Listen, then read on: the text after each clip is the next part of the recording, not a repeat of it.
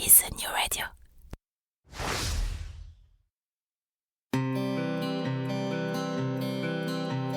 Cela fait partie des choses qu'on n'explique pas. Bien que n'y ayant le plus souvent jamais mis le moindre pied, le Québec nous attire. Et peut-être que c'est votre cas. Peut-être même que, comme des milliers de Français chaque année, vous envisagez sérieusement d'aller y poser vos valises pour quelques mois, pour quelques années, pour toujours, qui sait.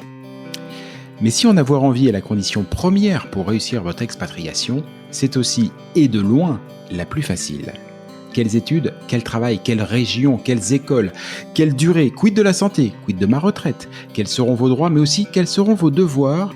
Et au-dessus de toutes ces questions règne la question fil rouge de tout immigré au Québec. Comment obtenir le permis de séjour dont j'ai besoin? Et puis d'abord, lequel est-ce? Au fur et à mesure de votre projet, d'innombrables questions, des doutes, mais aussi des grandes joies et de belles espérances vont vous submerger. Alors, à l'image de ce que Christelle Colling et ses équipes font au quotidien au sein de l'organisme, ce podcast est justement là pour vous aider, pour vous guider, pour vous informer, parce qu'ensemble, on partage le même objectif, Objectif Québec.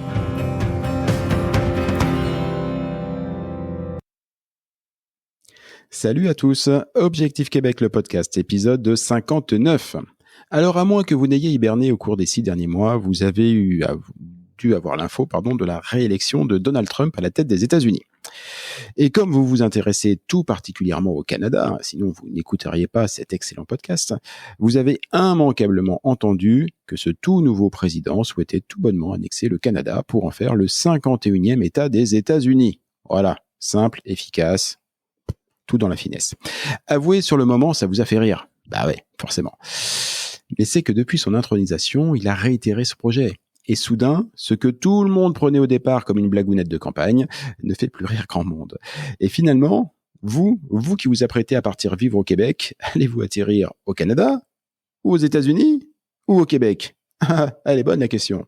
Et ben pour répondre à cette épineuse question, j'ai convoqué aujourd'hui la meilleure, que dis-je, l'indétrônable experte en géopolitique nord-américaine, la seule que je connaisse de mon carnet d'adresses. J'ai nommé Christelle.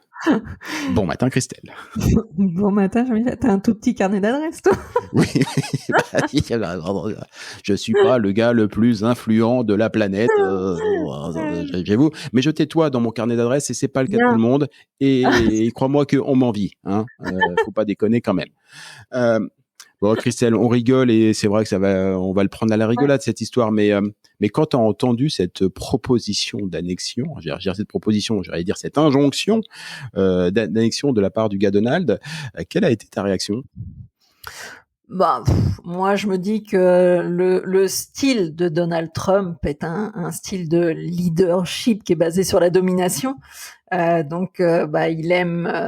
Il aime mettre le chaos, il aime intimider pour pouvoir négocier après. Donc, faut relativiser quand même. Je veux dire, le Canada fait partie du G8. Oui, c'est le style Donald Trump de vouloir dire qu'il est là, qu'il a des choses peut-être à régler, des choses à faire. Bon, de là à dire qu'il va indexer. Moi, je veux bien. Ça m'a fait sourire. Je pense que ça a fait sourire beaucoup de personnes. Ce qui a fait moins sourire et qui a commencé à inquiéter un peu le monde et le Québec et le Canada, c'est ce qui suit là derrière, parce qu'il y a une vraie intimidation sur les taux qui veulent mettre en place, et je pense que ça c'est plus on commence à tomber sur un petit peu une guerre commerciale. Donc mais là aussi, moi je trouve qu'il faut prendre de la hauteur. Ça secoue beaucoup le Québec, le Canada, mais le Québec, ça inquiète beaucoup, et ce qui est normal. Je lis, je regarde. Moi je fais partie du Conseil du patronat du Québec. Le représentant, le PDG du CPQ, c'est Carl Blackburn, qui intervient beaucoup en ce moment, et j'invite ceux qui nous écoutent à écouter un petit peu ce qu'il peut dire, parce qu'il représente vraiment les entreprises du Québec, les entrepreneurs, et c'est toujours très pertinent. Et oui, ils sont très inquiets quand même sur ce qui se passe, mais Mais on n'est pas devin non plus pour savoir ce qui va se passer dans un mois ou deux. Mais je trouve, moi j'aime bien voir des opportunités dans tous les défis, donc c'est bien toi ça. Je trouve que ça va permettre un petit peu quand même au Québec, au Canada, de peut-être un petit peu se dire, oh oui, potentiellement il peut y avoir du danger, il peut y avoir des choses qui nous touchent réellement. Oui, même si des fois les États-Unis ce sont nos amis, puis des fois pas, ça dépend du vent. Peut-être que là il y a une petite alerte de dire attention quand même, parce que on peut sentir du pouvoir à côté, puis qui peut avoir des incidences sur toute une économie au Québec. Ça, c'est sûr. Tu parlais de l'inquiétude ressentie au Canada et notamment au Québec par les pouvoirs économiques, les pouvoirs politiques évidemment. Mais est-ce qu'au sein de l'Académie Objectif Québec, tu as ressenti une inquiétude? Est-ce qu'il y a eu des questions? Est-ce que il y a des candidats qui se sont dit, oh là, c'est quoi ce bordel? Non, j'ai pas, je suis pas tout, je lis pas tout ce qui se dit sur Boost Me Up, mais en tout cas, moi, je l'ai pas senti comme ça. Dans mes rendez-vous de personnes qui sont pas dans l'académie, il y en a qui me disent, oh là là, qu'est-ce qui va se passer? Comment vous déjà, moi, je sais pas ce qui va se passer, hein. On a beau me demander, ah bon je peux faire une analyse, mais qui n'en tient qu'à moi, mais je peux pas savoir. Après, on est, oui, forcément, ça a des inquiétudes. Je pense que ça a des inquiétudes auprès des entreprises, pour des entreprises qui vont recruter. On sait que déjà le chemin du recrutement international n'est pas simple. Donc, dans un contexte économique où les entreprises sont réticentes parce que potentiellement il y a des choses qui se jouent, des enjeux, ça peut avoir une incidence. Mais moi, je suis toujours, modéré avec ça. Le Québec a besoin de fonctionner, l'économie a besoin de fonctionner. Il faut recruter des personnes. Oui, c'est un contexte qui est pas idéal. C'est pas ce qu'il y a de mieux et c'est pas le plus cool. C'est pas serein. De là à dire qu'il va y avoir une incidence par rapport aux Français qui partent, non, ça va pas avoir d'incidence là-dessus. Peut-être un petit peu, un petit peu plus compliqué sur le recrutement, peut-être. Mais là aussi, comme on le dit dans tous les podcasts, il y a des chemins à prendre et des solutions ou des stratégies pour certains. Il va falloir les prendre et puis on y va, quoi. Il y a pas. On va pas se laisser embêter par Trump, quand même. Ça c'est sûr, ça faut pas déconner quand même. Si je t'ai proposé d'aborder le sujet aujourd'hui, c'est parce que sous les excès trumpiens, cette séquence me semble aussi en dire beaucoup sur notre méconnaissance du Canada, du Québec, méconnaissance que ce cher Donald me semble partager avec nous. Par exemple, déjà, il dit qu'il veut faire du Canada le 51e État. Il oublie que le Canada, rien qu'en soi, c'est déjà 13 provinces, l'équivalent de 13 États. C'est pas un seul. Je pense que tu seras d'accord, mais à mon avis, il existe de vraies différences quand même entre un Canadien de Montréal et un Canadien de Vancouver.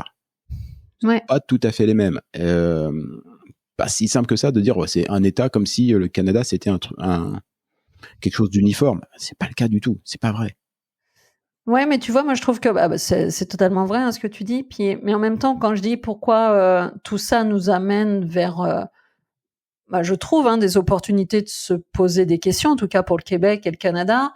C'est aussi, le Canada n'est pas si simple que ça avec toutes les provinces. Je veux dire, les taxes ne sont pas les mêmes d'une province à l'autre au sein même d'un pays. Moi, je trouve que ça amène de la réflexion aussi dans tout ça, parce que quand on est bousculé comme ça par nos voisins aussi forts, aussi puissants, je trouve que moi, si j'avais des mots à dire à des politiciens, je dirais, est-ce que ça vous emmène pas un petit peu là-dedans de vous dire que il y a peut-être aussi un fonctionnement qui est fait au Canada qui pourrait aussi peut-être être un peu plus uniformisé pour pouvoir mieux se défendre aussi, pour être plus solide, ouais. Pour être plus solide, pour être plus. Donc moi, je trouve que Trump, en faisant ça, si les Canadiens, et je pense qu'ils sont dans cet état d'esprit en marche là-dessus, je pense que ça va les booster s'il y avait besoin, à restructurer encore un peu les choses, à être plus vigilants et puis à être plus solides entre eux. Et on le sait très bien, on sait très bien que le Québec, c'est une province, elle est à part des autres provinces et tout. C'est très bien. Mais bon, dans ces circonstances-là, il n'y a plus de Québec ou d'autres provinces. C'est bien, on parle bien du Canada et tout le monde est touché. Donc, je trouve que ça rappelle qu'il faut être unis et que même au sein même de son pays, c'est bien d'être dans le même couloir, quoi. Ah, bah, tu vois, ça c'est marrant parce que je me demandais, moi, si à l'inverse, pour le Québec, hein. Je suis assez, voilà, comme souvent d'ailleurs, je partage parfaitement ce que tu as dit. D'ailleurs, dans tout ce que tu disais sur le fait d'être unis, de resserrer un petit peu les rangs et d'aller mettre un petit peu de cohérence pour être plus solide ensemble, c'est aussi un petit peu ce qu'on commence à entendre par rapport à la politique européenne. Excusez-moi, ce podcast devient très politique, mais voilà aussi où c'est la même chose. Mais je reviens sur le Québec.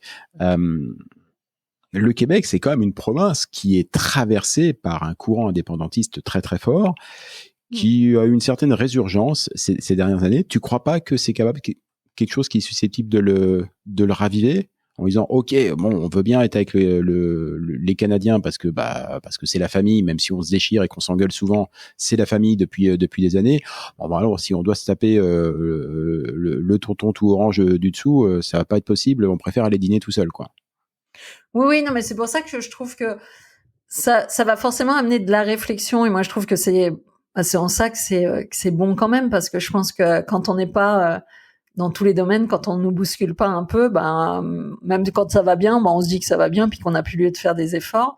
Et là, je dis pas que c'est bien, hein, mais si ça reste un petit peu comme ça va permettre de se poser des vraies questions d'un point de vue québécois, d'un point de vue hors Québec, de cette unité, comme tu dis, est-ce qu'on est ensemble, est-ce qu'on est dedans, est-ce qu'on est dehors? Et moi, je trouve pas ça négatif parce que je pense pas que ça va prendre des ampleurs autres que ça. C'est pour ça que je veux dire, enfin, à un moment donné, on sait comment Trump fonctionne. Je me trompe peut-être, hein, mais bon, il va toujours pas, comme tu le disais tout à l'heure, annexer le Canada. Moi, je veux bien, mais enfin, bon, il est incapable de le gérer. Donc, le Canada fait partie du G8, donc à un moment donné, non, Trump va pas annexer le Canada, ou sinon, enfin voilà, ou sinon le reste du monde fonctionnera mal aussi. Ouais, non, on est juste sur de la négo, quoi. Bon, oui, moi je pense que connaissant le personnage, on est vraiment sur. C'est de la négo commerciale. Il y a des renouvellements qui vont se faire l'année prochaine entre le Canada, le Mexique, les États-Unis, justement, sur le libre-échange et tout ça. Moi, je pense que il est plus malin que ça, et puis que voilà, il intimide, il commence à faire peur pour tester un petit peu les personnes qu'il a en face, pour justement pouvoir mieux négocier après. Quand on voit que là, il a lancé ça et sans avoir même discuté avec le Mexique et avec le Canada, et que une fois que tout le monde a peur, il accepte de recevoir Trudeau et puis de l'entendre. Moi, je trouve que c'est un beau théâtre. Ouais, c'est ça. Non, mais je pense que je veux dire, c'est sa manière de faire. Est-ce qu'elle est bien, elle est pas bien? Voilà, on est tous à se poser la question. Et est-ce qu'il a vraiment des intentions? Non, je pense qu'il va se calmer comme beaucoup de choses. Non, mais je veux dire. Non, mais c'est sûr. C'est les débuts, c'est les premiers jours. Le reste du monde, si c'était comme ça. Après, ça m'interpelle. Quand j'écoutais les interviews, je lisais les journaux et tout, et en même temps, c'est pour ça que je dis c'est toujours apprenant les crises, hein, telles qu'elles soient, même là, parce que c'est une crise quand même, c'est du stress pour les entrepreneurs, pour les politiciens et tout. Mais puis là, je vais défendre un petit peu mes compatriotes français quand même. Et c'est juste pour amener de la réflexion auprès du Québec. Mais là, quand on a eu ce qu'ils n'ont pas apprécié, et ce qui est normal, c'est qu'il y a eu Trump d'un seul coup qui a décidé en boum, quelques heures, qui signe et qui dit voilà, maintenant le taux ça va être comme ça, et c'est à effet immédiat. Quand on entendait les interviews, oui, les personnes disent ouais, mais ça c'est inadmissible. Enfin, on nous prévient pas, on nous met devant le fait accompli, ça bouscule, ça va générer plein de stress. Les entreprises, que vont-elles faire? Que panique à bord partout. Eh bien, je voudrais juste dire que quand l'immigration, elle met des réformes, ça fait la même chose pour nos candidats. Exactement la même chose. C'est-à-dire quand le Canada, le fédéral ou le provincial décide d'un seul coup, comme ça a été le cas beaucoup en 2024, de faire des réformes, justifiées ou pas, peu importe, on les discute pas.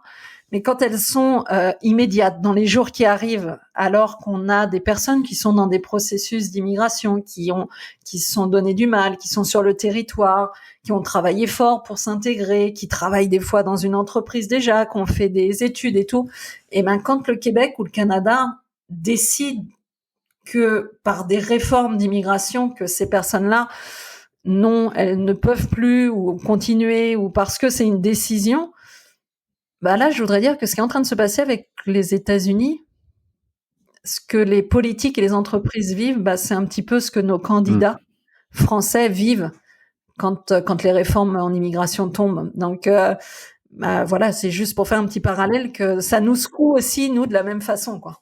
Mais il est super ce parallèle parce qu'il fait parfaitement le point avec le dernier aspect que je voulais évoquer avec toi, qu'on a déjà dit, qu'on répète, mais que je trouve que ton parallèle illustre parfaitement bien. À savoir que, bon, même si là, effectivement, en ce moment, il y a un affrontement économique et politique entre les deux, mais les Québécois, les Canadiens sont d'abord des Nord-Américains qui fonctionnent, qui réagissent comme des Nord-Américains. On se rêve de nos cousins québécois comme si c'était simplement des Français qui avaient investi un petit territoire, un peu comme le village d'Astérix. Non, si ce doit être des cousins, c'est d'abord des cousins américains. Et tu l'as très bien illustré quand tu parles de leur attitude sur le plan de l'immigration. Ils font exactement la même chose. Pour le coup, Trump, a priori, il n'ira probablement pas jusqu'au bout, mais quand il pose ça, c'est bim, c'est comme ça, c'est du jour au lendemain, je te mets mes taxes, et puis t'es content, pas content. De toute façon, j'ai décidé, je me suis réveillé ce matin, je te les mets comme ça. Et c'est vrai que, en termes d'immigration, je me souviens très bien de j'en parle souvent, ce fameux épisode avec Nadia, qui est quand même pas la dernière informée sur ce genre de choses, où on enregistre un épisode et 4 heures plus tard, elle me dit, hop, on diffuse pas parce que ça vient de tomber.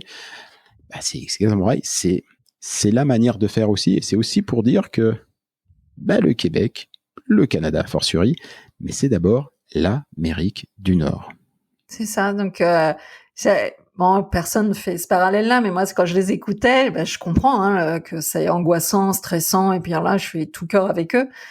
Mais on vit la même chose quand ils nous font les mêmes agissements à la nord-américaine, comme tu dis. Et je crois que c'est bien à un moment donné de le rappeler à ces politiciens, si un jour ils nous entendent, que ça, c'est la même chose. Les entrepreneurs là du Québec qui peuvent être touchés, les entreprises, parce que voilà, elles travaillent avec les États-Unis, elles sont impactées. Nous, les Français, quand ils se préparent ou quand ils sont déjà au Québec, c'est la même chose quand ça leur tombe des réformes et puis que c'est des familles entières et que ça bouleverse des choses. C'est la même chose. Donc, on changera pas par notre podcast le monde et puis la manière dont Trump dirige les États-Unis et dont le Canada fonctionne et dont les Québécois fonctionnent. Mais au moins, ça alerte tout le monde aussi, comme tu le disais, et ça alerte aussi, ça renforce ce que je dis toujours auprès des Français, c'est-à-dire que c'est un peu la même chose, c'est-à-dire ça va servir à rien d'aller taper le mur. Il va falloir être agile, flexible. Comme là, le Québec, le Canada va fonctionner avec Trump.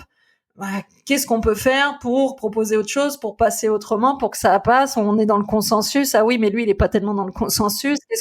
Nous, c'est la même chose quand on a un projet, qu'on a une stratégie, puis que les réformes tombent nord-américaines, Canada, Québec. Qu'est-ce qu'on fait avec ça? Parce que ça sert à rien de taper, on n'arrivera pas, on n'est pas plus fort que l'administration et ça marchera pas. Donc, on en revient toujours à la même chose. Ça va être notre manière de rebondir, de voir les choses en perspective et puis d'avancer autrement pour réussir, quoi. Je crois que c'est clair. Bon, avec tout ça, je me demande quand même si ce serait pas plus raisonnable de ressortir ma méthode assimile et de rebosser un peu mon anglais. Just in case, tu vois. Christelle, j'ai envie de te dire see you soon. Oui, continuer de travailler, puis faut pas se laisser non plus envahir. C'est bien de suivre un petit peu c'est très important de suivre l'actualité, ce qui se passe et tout ça, mais voilà, ça va bouger, ça rebougera. Oui, exactement. On l'a dit maintes et maintes fois, soupe sur les pattes arrière. Ça change tout le temps. C'est aussi ce qui fait que c'est un vrai projet de vie et qu'il faut travailler et qu'il faut suivre nos podcasts, qu'il faut intégrer l'académie parce que voilà, on se prépare aussi un petit peu à tout ça. On a la bonne posture et on apprend à faire ce genre d'événements glisse. Il y a plus important, il y a vos projets, il y a nos projets, il y a la vie, et ça c'est mieux. Et il y a une expression québécoise, on peut l'attribuer peut-être à Trump. Est-ce que les bottines vont suivre les babines? Allez, suite au prochain numéro. À bientôt Christelle. Bye bye. Ciao.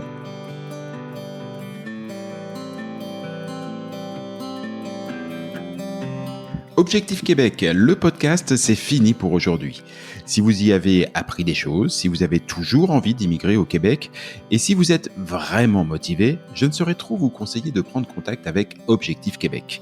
Avec leurs événements, leurs documents, leurs partenaires et tous les différents programmes d'accompagnement à la carte, Christelle et ses équipes vous faciliteront grandement la vie et vous proposeront tous les outils pour réussir votre rêve de vivre au Québec. Rendez-vous pour cela sur le site de objectifquebec.ca, objectif au singulier, Québec, tout ça en un seul mot.ca. Et donnez-lui une bonne note, ça fait plaisir à Apple et Google. Et puis nous, on va vous dire, on n'est pas fâchés. Rendez-vous sur un prochain épisode, et d'ici là, comme on dit au Québec, à tantôt!